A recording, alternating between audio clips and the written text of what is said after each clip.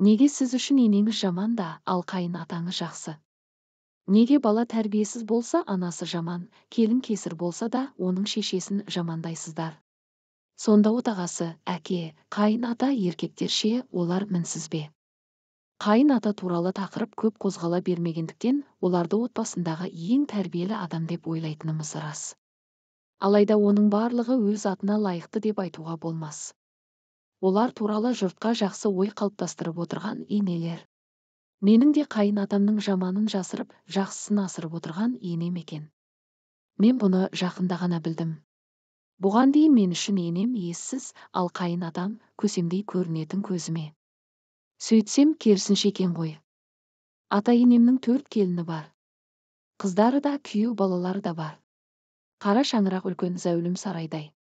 Онда барлық жағдай жасалған. Бірақ енем осы уақытқа дейін қара шаңырақта келінді ұзақ ұстамаған. Ұлдарын үйлендіреді, уақытты созбай дүркіретіп тойын жасайды да, еншісін беріп бөлек шығарып жібереді. Бізді де бөлек шығарғанша асығып еді.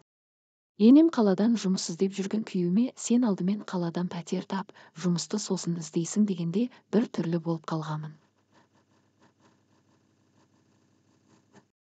Алғашқы 2 айдың пәтер ақысын мен төлеп берейін, ары қарай өздерің әрекет етіңдер деген енеме іштей ренжігенмін.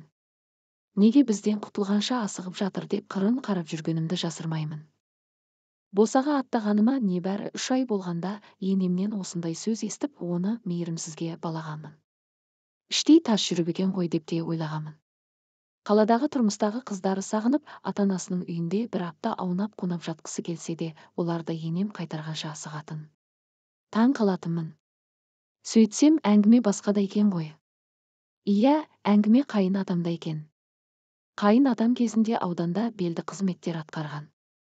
Қазірде ол жүрген жерінде жұрт иіліп қошемет көрсетеді. Қазір жасы 70-ке жақындаса да әлі тың. Ауданның құрметі азаматы деген атағы да бар. Аудандық ауқымды іс-шараларға үнемі құрметті қонақ ретінде шақырылады.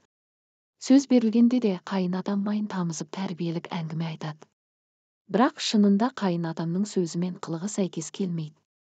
Мен қайын атамның қандай адам екеніне анық көзім жеткенде, ешкімді сырттағы көрінісі мен әңгімесіне қарап, керемет жан екен деп қабылдамау керек екенін ұқтым.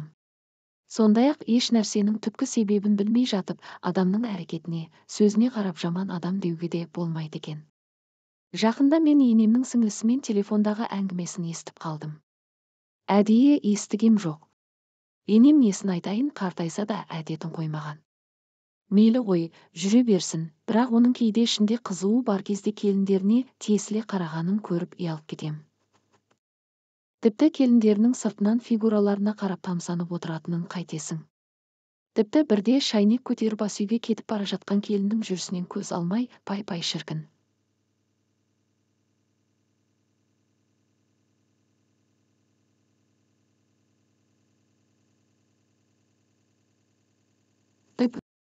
Келінім естіп қойды ма деп, сол кездегі менің абыржыған түрімді көрсең ғой.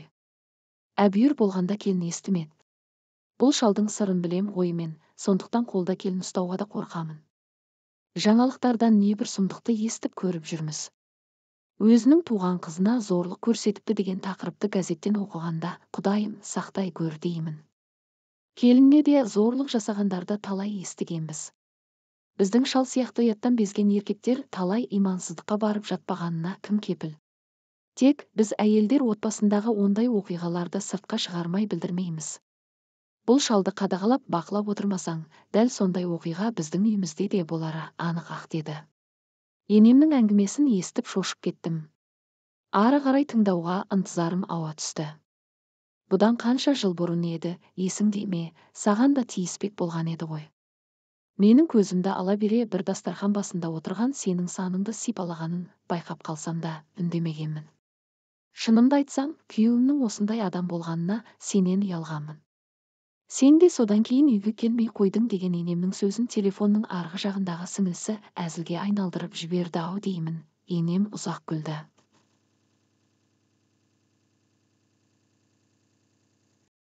Күлкінің соңы күрсініске айналды. Енемнің телефондағы әңгімесін естіген соң, қайын атамның көзқарасына мән бере бастадым.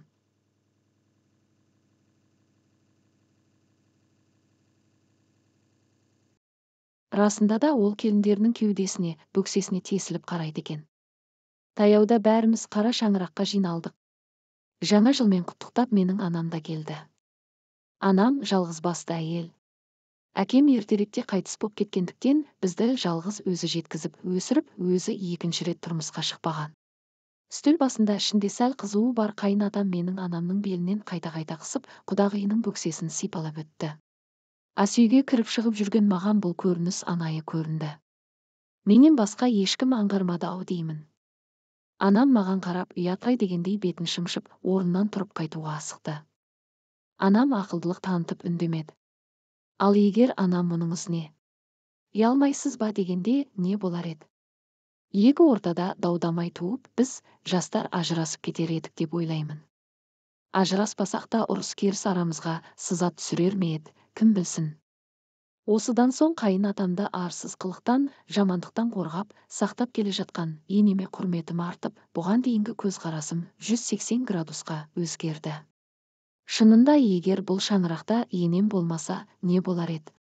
70-ке келген қайын атаға осындай қылық жараса ма? Мен қазір бізді бөлек шығарып жібергені үшін енеме ренжімеймін.